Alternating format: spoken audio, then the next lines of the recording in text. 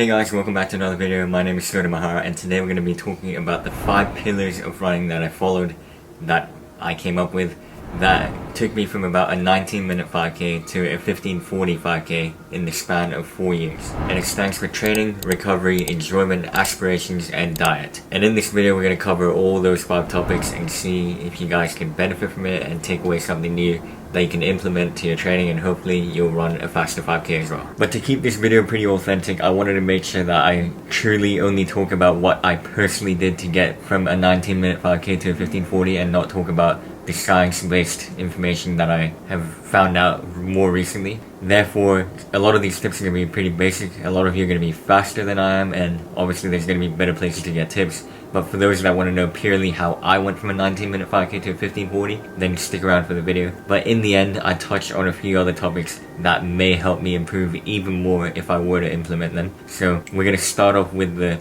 stuff that I personally did, and then move on to the more science-based stuff in another video. We're going to start off with the first pillar, which is training. Now this is obviously going to be the more, practical stuff that you can apply to your training, just because it's, what you have to do day in, day out. I think consistency is probably the most important, and I know everyone says it and everyone's tired of hearing it, but truly, if you continue to do running all the time, year on year, you're going to get better. A lot of these adaptations that you get, physiologically, it's going to happen over a prolonged period of time, and the more you do it, the more you get used to it, and the more adaptations you get, which are going to help you. So the people that have been running for 10 years, 20 years, 30 years are going to be at an unfair advantage to an extent, but they worked their way towards that to have that unfair advantage, and they're going to have more capillaries, more mitochondria, and all that sort of stuff that's going to help you with aerobic performance, which is what you want to improve for the bigger gains that you get for, 5Ks, 10Ks, half marathons, and marathons. So a lot of easy running and a lot of consistency can go a long way. If you do a ton of mileage in a small block of training and then do nothing else for the rest of the year, it's not going to help with the consistency that you're going to try and build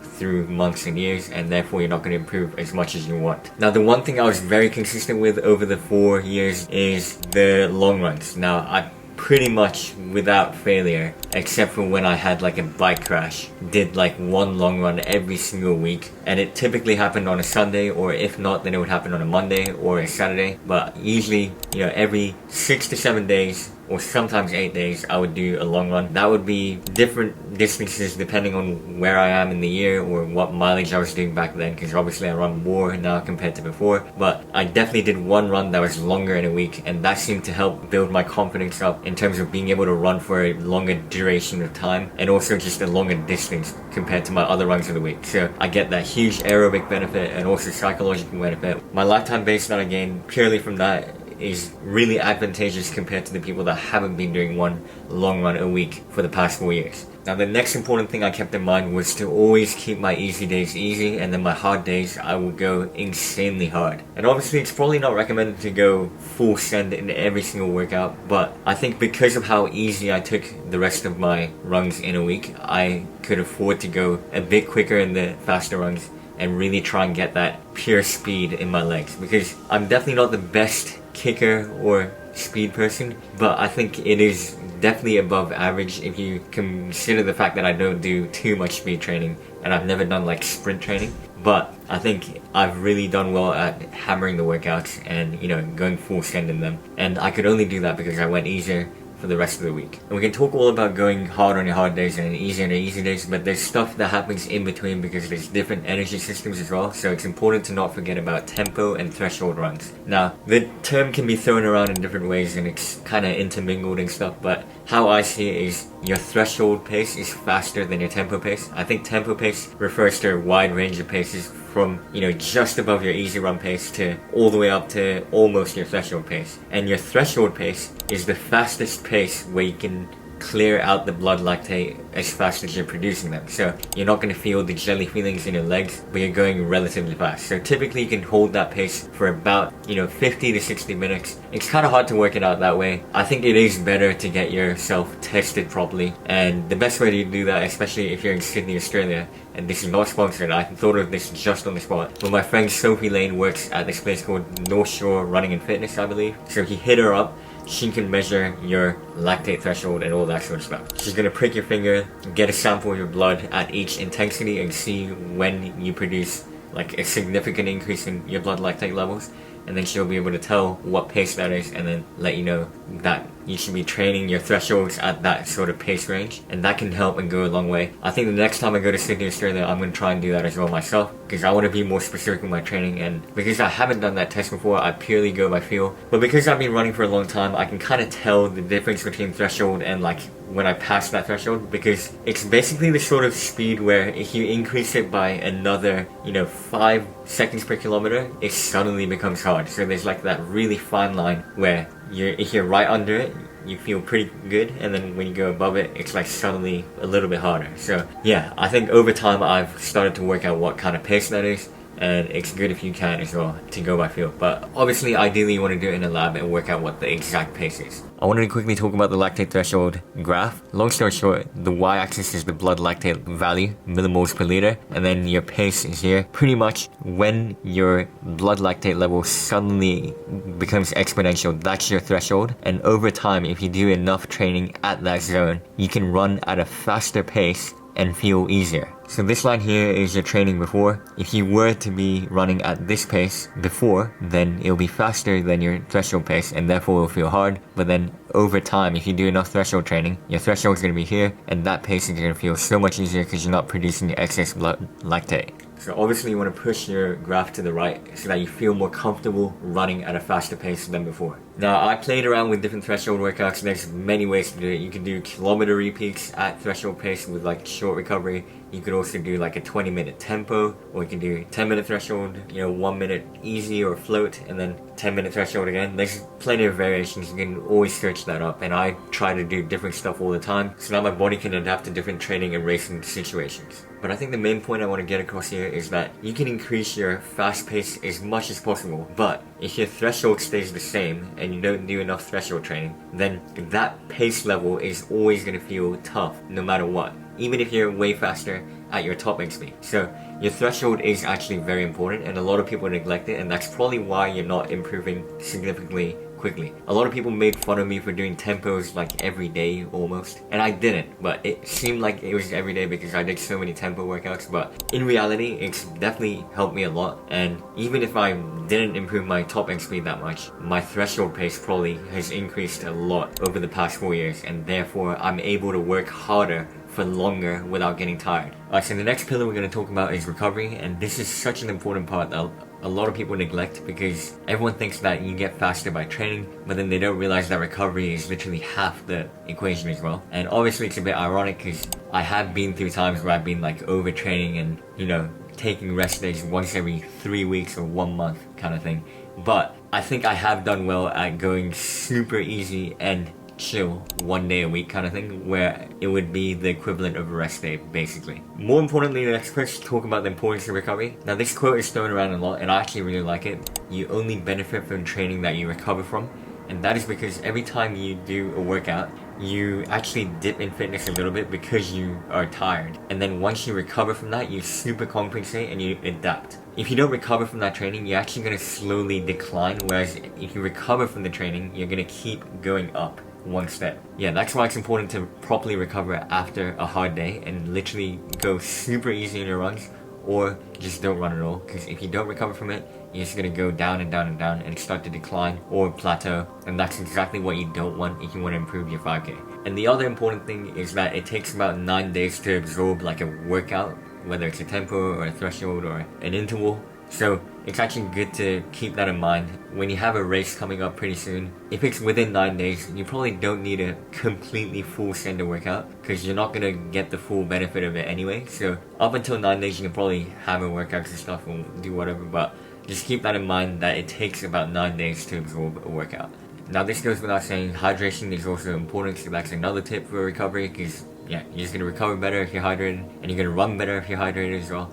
And the last thing in this pillar is tapering. Tapering is part of training and recovery and that sort of stuff, but if you want your body to feel good on race day, you actually need to taper properly, and the best way to taper is by reducing the load, and the load is like how many kilometers you do a week, like how much volume, so the amount of time you spend exercising. You want to decrease that, but then you want to maintain your intensity. So you want your legs to be familiar with the paces that you normally run. You probably don't need to pick up the intensity, but just just maintain it and do the paces you normally would, but shorten the reps so that you recover more. But this is just going to allow your legs to feel a lot better on race day, and you will definitely thank yourself when you have a good race because of it.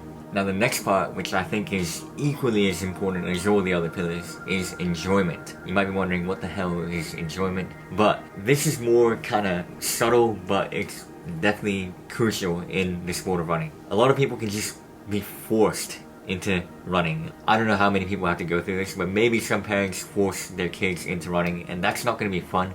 And those kids are never going to stay in the sport long term if they're just forced to do it and they don't want to do it. Whereas if you truly enjoy the sport, like if you watch the sport in person, if you watch the sport online, and just, you know, see different races, get to know the athletes, therefore find the races more entertaining, and see the rivalry between, you know, two athletes, or if two athletes have been performing well but haven't raced yet that season and they finally get to go head to head and stuff like that, and you find that enjoyment from watching the sport as well, you're going to enjoy the sport for longer, and therefore that longevity in the sport is going to add on to that consistency I was talking about earlier, and therefore you're going to become a faster runner. So get invested in the sport, learn about the athletes, watch some races, because you're definitely going to get inspired and it's going to make you want to train better anyway. So I think it can only help you out by like genuine interest from the inside, because it's a beautiful sport. I love the rivalries, but I also love the cool stories of people getting injured and coming back and then doing well and stuff like that. But yeah, I think that's a super important part of sport. The other thing is, it's pretty good to join different running groups, get to know more people, because if you have people to run with, it's going to be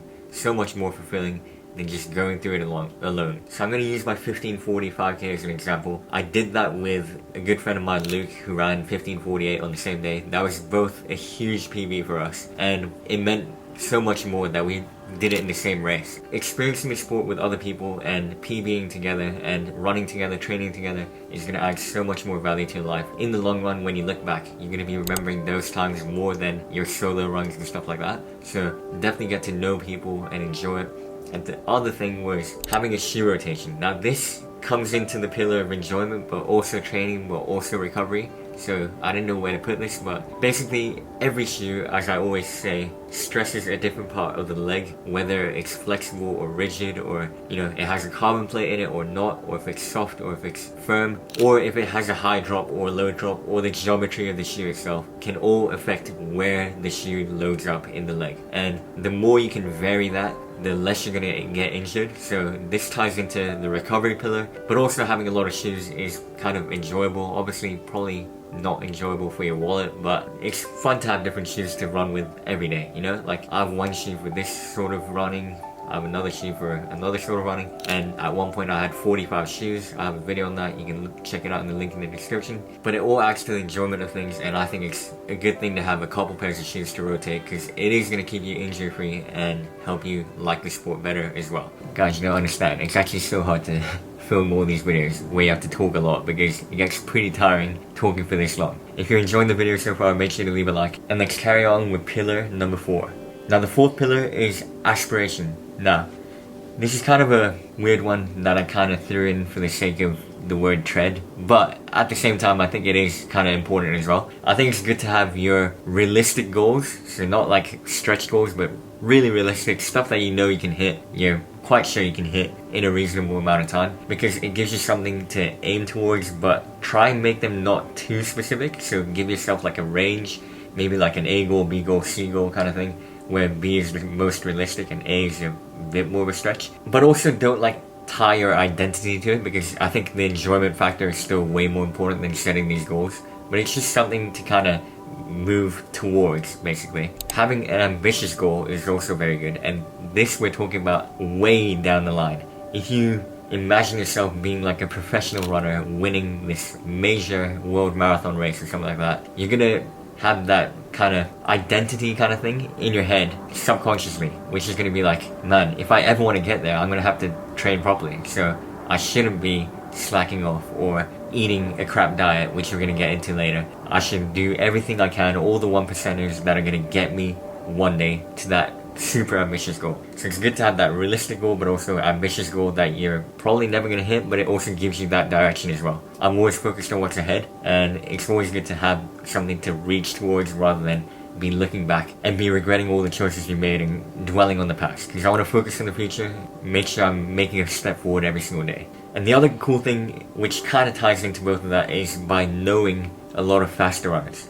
The crazy thing is, a lot of these fast runners you might think will be, not friendly. They don't want to help out, they don't want to talk to you, they don't care about slower runners. But in reality, these fast runners are super friendly, and I can definitely speak from experience. I think running is a special sport because there's not many good runners that look down on slower runners. Like, we truly just want to enjoy the sport together. The fastest runner can easily go out for an easy jog with the slowest runner, right? And not to put myself too much on the high horse, but in my group, I tended to be on the faster end of runners. I was always happy to run with the slower runners or the newer runners and show them some new routes that are cool around Sydney, because I've run everywhere in Sydney. Yeah, I was always down to run 6-minute pace, even 7-minute pace sometimes. I literally did not care, because at the end of the day, like I said in pillar number 1, if you go easy on the easy days, you're going to benefit more. So it's good to spread your kind of diversity, run with different people and get to know more people. If you can find someone that's faster than you, that's super fast to run with and get more knowledge from, that's always a good thing, and you're going to get more insight from them that will help you with your 5k training as well. Now the final pillar we're going to talk about is diet. Now this is a bit of a controversial one for a lot of you that know me, because I have gone through phases where I'm eating quite unhealthy, but I think if you look at the long-term 4 years from when I went from a 19-minute 5k to 15:45k, for the most part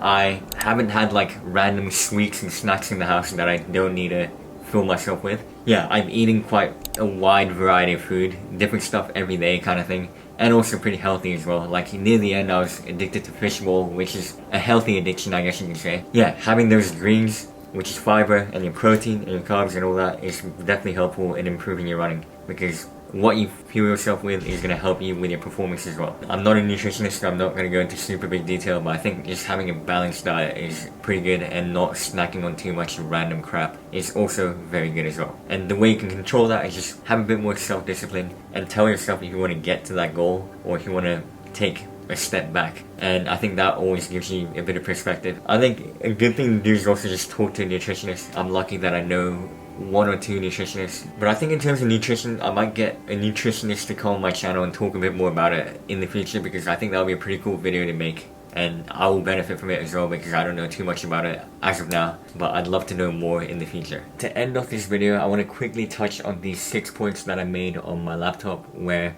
I think I could improve even more if I implemented this in my training. Now the first one is supplementation. I actually don't take too much supplements. The other thing is strength training. I think strength training is something that I haven't done enough of, but definitely can benefit from. I started doing it more recently, but after I PR'd and got 1540, so I don't want to count this to my how I got to 1540 video. The other thing I wrote down here is getting a coach to plan your kind of micro, meso, and macro cycles. Micro cycles being your weekly kind of routine, mesocycle being like a 4-week or 8-week training block kind of thing, and then your macro cycle being your whole season, where you talk with the coach about what you want your A races to be and then what you want your B races to be, so you can work out what to taper for, what not to, when to have a big training block and stuff like that. But I've never had that seasonal arc where I'm like, alright, let's do more high mileage in this part of the season, and then let's bring the mileage down to feel better and then feel more sharp and incorporate more speed training and stuff like that. The other thing is joining a squad, because I've done a lot of training solo, and I feel like if I have someone that's super fast that I can chase down every single week, week in, week out, I think it'll be so beneficial for me and I would improve a lot more. Now this is a bit more controversial, but double threshold training. Now I think the logical side of me understands that the risk is super high and the benefits that you get are pretty marginal. So like the super elite runners are the ones that will benefit from the marginal gains. That'll put them 0.25% above the other athletes kind of thing. One thing I do want to experiment with more is double threshold training, just because the whole idea and concept is that there's only so many sessions that you can do in a week, and if you cram 2 double threshold training days in a week, that's 4 threshold training days. I feel like that's why Jakob Ingebrigtsen is so efficient, looks calm even at race pace, because his threshold pace is just so high, and he's working at an easier pace than everyone else, even at the same pace as everyone else, And the other thing I was going to mention was more cross training, because I used to cycle and swim a lot more because I used to have a road bike, I used to have a 50-meter pool and a 25-meter pool at easy access in my high school. It was so nice. And I also had a gym for free as well in my high school. And yeah, I'm actually going to Phuket, Thailand to my high school in June, so I want to try and show a bit of the campus and all that sort of stuff, like what I had access to a long time ago, which is what definitely helped me improve a lot as a junior athlete and build my base from a younger age, which I think I don't regret. That's the 6 things I want to kind of do more of to see if it helps in my training, but it's not stuff I've done already, so it's not talking from an anecdotal point of view. Even though I've touched on some of them before in my training, I haven't done it with a good routine in the last 4 years. So I hope this video was of any value to you, and if it was, please leave a like and maybe comment below what tip was most helpful or what tip you want to try, or if you have any other tips that I should know, let me know as well. See you in the next video.